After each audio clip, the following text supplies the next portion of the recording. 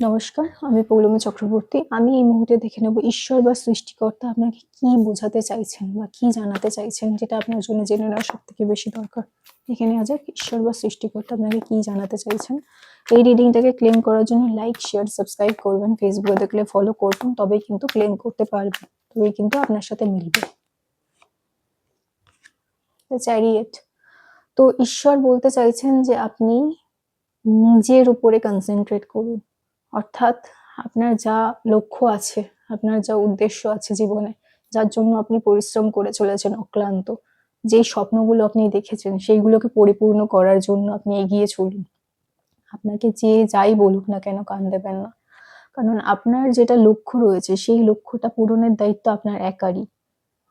আপনার পাশে ঈশ্বর রয়েছেন, আপনার পাশে সৃষ্টিকর্তা রয়েছেন। আপনি যাকেই মানেন না কেন সে আপনার পাশে রয়েছে। আপনি এগিয়ে যান। আপনি আপনার লক্ষ্য থেকে সরবেন না। আপনার লক্ষ্যের দিকে এগিয়ে যান। যে যেভাবেই আপনাকে বলুক না কেন, যেভাবেই আপনাকে জোর করুক না কেন, সেই মানুষটি, যে মানুষটি আপনার জন্য সমস্ত কিছু করতে পারে সেটা একমাত্র আপনি। নিজের উপর বিশ্বাস হারাবেন না কখনো। আমি দেখছি অনেকের ক্ষেত্রেই আপনারা প্রচুর পরিমাণে পরিশ্রম করেছেন, কিন্তু সেই অনুপাতে আপনি ফল পাচ্ছেন না। সেই অনুপাতে আপনি কিছু দেখতে পাচ্ছেন না। ফল বা আয় যাই বলুন না কেন, সেই অনুপাতে আপনি কিছু দেখতে পাচ্ছেন না। তাদের উদ্দেশ্যে বলছি, আপনাদের জন্য এই মুহূর্তে অনেকেই দেখছি ডাউটে রয়েছেন। মানে আপনাদের দ্বিতীয় চিন্তাভাবনা আসছে যে আপনারা যেটা করেছেন সেটা সঠিক কিনা। আপনারা যেটা করতে চলেছেন ভবিষ্যতে, যে এত খাটাখাটনি করছেন, সেটা কি আদৌ কোনো ফল দেবে? আদৌ আপনাদের জন্য ভালো? আপনি কি আদৌ নিজের লক্ষ্যে পৌঁছাতে পারবেন?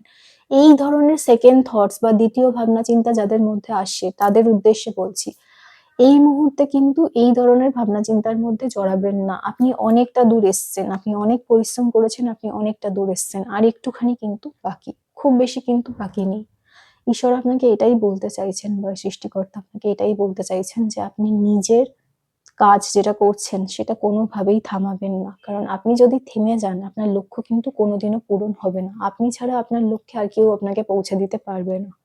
আপনার যতই মনে হোক না কেন, আশেপাশের লোক যতই আপনাকে সরিয়ে আনতে চাক না কেন আপনার যে উদ্দেশ্য আছে সেখান থেকে, আপনি কি করবেন, আপনি সেখান থেকে সরবেন না। আপনার মনে দ্বিতীয়বার যদি চিন্তা ভাবনা আসছে, ঠিক আছে, আমি বুঝতে পারছি অনেকেই প্রচন্ড পরিমাণে ক্লান্ত। আমি দেখছি প্রচুর মানুষ প্রচন্ড পরিমাণে ক্লান্ত, পরিশ্রম করেছেন জীবনে কিন্তু তাও সাফল্য পাচ্ছেন না। সেই জন্য আপনি প্রচন্ড পরিমাণে ক্লান্ত হয়ে রয়েছেন।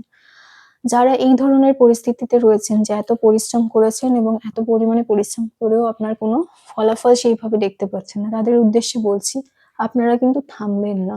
এমন অনেক মানুষজন রয়েছে, দ্য ডেভিল, এমন অনেকজন রয়েছে যারা আপনাকে আটকাতে থাকবে। আপনাদের মধ্যে যে ষড়রিপু রয়েছে, যার লোভ থেকে শুরু করে মাৎসর্য অব্দি, ঠিক আছে, যে ষড়রিপু রয়েছে প্রত্যেকটাই কিন্তু আপনাকে আপনার লক্ষ্য থেকে টেনে আনতে বা সরিয়ে আনতে চাইবেন।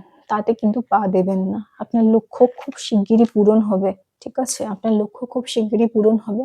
আপনি অবশ্যই নিজের লক্ষ্যে স্থির থাকুন। যেভাবে পরিশ্রম করে চলেছেন সেইভাবে পরিশ্রম করুন। অন্য কারোর কথায় দয়া করে কান দেবেন না। সেটা আপনার জন্য ভালো হবে না। সবাই খুব ভালো থাকবেন। এই রিডিংটাকে ক্লেম করার জন্য লাইক, শেয়ার, সাবস্ক্রাইব করবেন। যদি ফেসবুকে দেখে থাকেন ফলো করবেন। নমস্কার।